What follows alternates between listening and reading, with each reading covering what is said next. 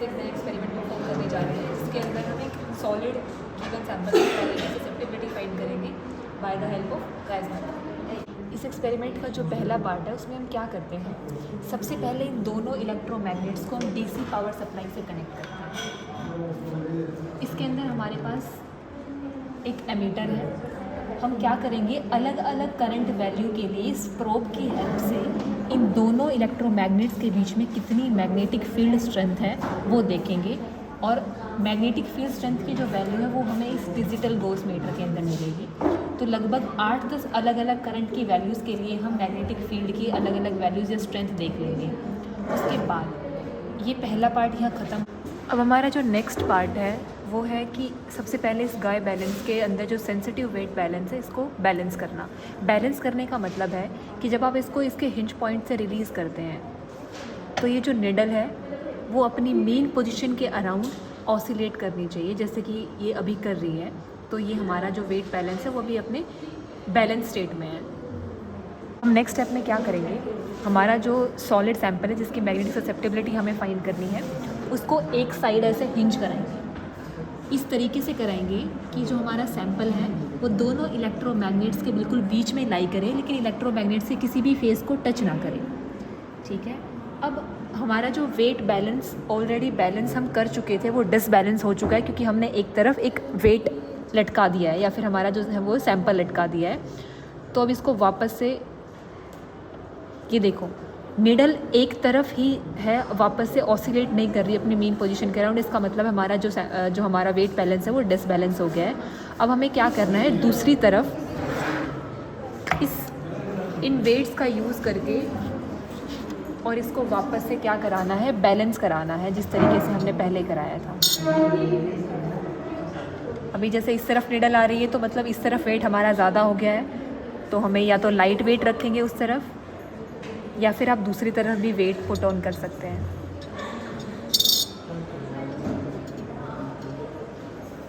तो इस तरीके से आप फर्दर इन वेट्स का यूज़ करके आप इसको बैलेंस कर सकते हैं। तो हुआ क्या था कि जैसे हमने सैंपल को हिंज किया, हमारा पूरा जो वेट बैलेंस था वो डिसबैलेंस हो गया था। तो हमें इसको वापस से बैलेंस करना था। उसके लिए मैंने क्या किया, राइट साइड में अराउंड 17.10 ग्राम वेट रख के मैंने इसको निडल को वापस से 0 पे सेट किया, यानी कि बैलेंस पॉइंट पे सेट किया है। अब करना क्या है, इसको बैलेंस करने के बाद वापस से हम क्या करेंगे, जिन जिन करंट की वैल्यूज़ के लिए हमने मैग्नेटिक स्ट्रेंथ की वैल्यूज़ ली थी, मान लिया 0.2 एम्पियर पे मैग्नेटिक फील्ड लिया है, फिर 0.4 पे लिया है, 0.6 पे लिया है, तो सेम करंट की वैल्यूज़ रखेंगे। सबसे पहले हमने 0.2 लिया था तो हमने करंट को 0.2 पे सेट किया। उसके करस्पॉन्ड जो वोल्टेज की वैल्यू है हमने उसको डिनोट करेंगे।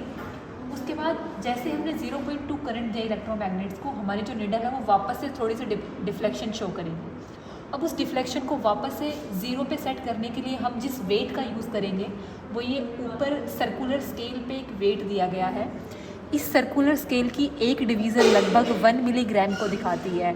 तो चूँकि हम बहुत ही माइनर करंट देंगे, डिफ्लेक्शन बहुत ही माइनर होगी क्योंकि बहुत ही कम फोर्स लग रहा होगा, तो हमारा जो डिफ्लेक्शन है वो वापस से 0 पे सेट करेंगे इस सर्कुलर स्केल को रोटेट करके। और यहाँ से हम देखेंगे कि किस करंट के लिए कितनी डिवीज़न जो है वो रोटेट करना पड़ रहा है उसको वापस से 0 पे सेट करने के लिए। तो जैसे हम इसको अप एंड डाउन करते हैं, हमारी निडल देख सकते हैं हम 0 से यहाँ लेफ़्ट और राइट में मूव करती है।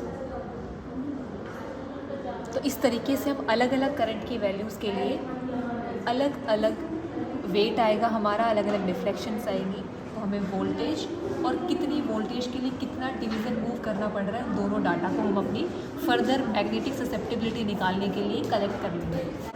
तो इस तरीके से हमारे पास 2 टेबल्स बनेंगी। सबसे पहले जब हमने सैंपल को इंसर्ट नहीं किया था उस टाइम पे करंट के करस्पॉन्ड कितना फील्ड है और कितनी वोल्टेज है, ये हमारी पहला डाटा होगा।